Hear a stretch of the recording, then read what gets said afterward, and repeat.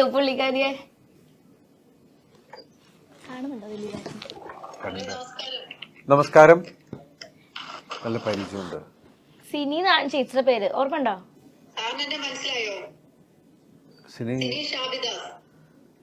സിനിഷ. യോ ദിലീപേട്ടൻ ഭയങ്കരമായിട്ട് സഹായിച്ചിട്ടുള്ള ഒരു വ്യക്തിയാ അത്. ആണോ? എന്താ അതുപോലും ഓർത്ത് വെക്കുന്നില്ല. എവിടെയാ?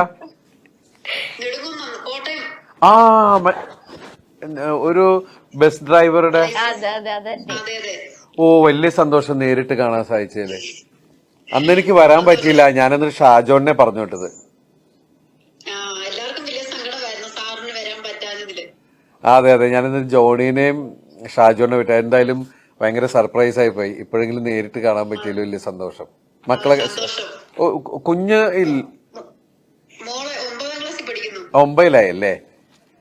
Okay okay okay okay. അന്നെന്തോ 2-ലോ 3-ലോ ഒക്കെ ആയിരുന്നു കാണും അല്ലേ? ഓക്കെ, എനിക്ക് ഓർമ്മയുണ്ട് അത്. ശരി, വലിയ സന്തോഷം. ദൈവം അനുഗ്രഹിക്കട്ടെ. അന്വേഷണം പറയൂ കേട്ടോ.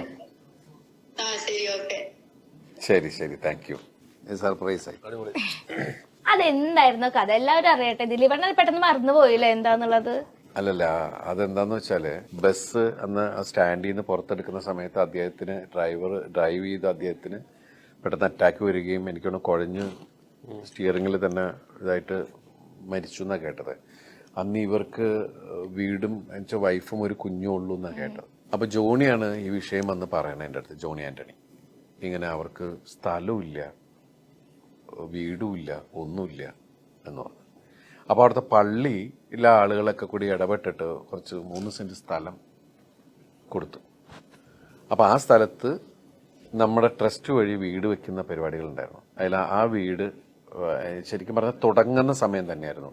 അപ്പം അതിൽ പെട്ടെന്ന് നമ്മൾ വീട് പണിത് കൊടുത്തത് അതിലൊരു വീട് അവരുടേതാണ്. പക്ഷെ അന്ന് അതിന്റെ താക്കോൽദാനത്തിന് എനിക്ക് പോകാൻ പറ്റാത്തതുകൊണ്ട് ഞാൻ ഷാജോണെയാണ് വിട്ടത്.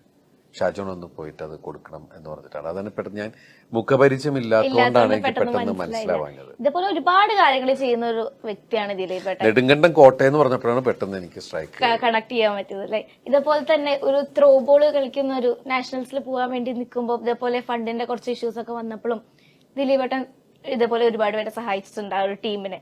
അതൊക്കെ ഓർമ്മ ഉണ്ടോ? ദിലീപേട്ടനൊന്നും ഓർമ്മയില്ല. കുഞ്ഞിക്കുഞ്ഞ് ഇറങ്ങിയ സമയത്ത് അത്.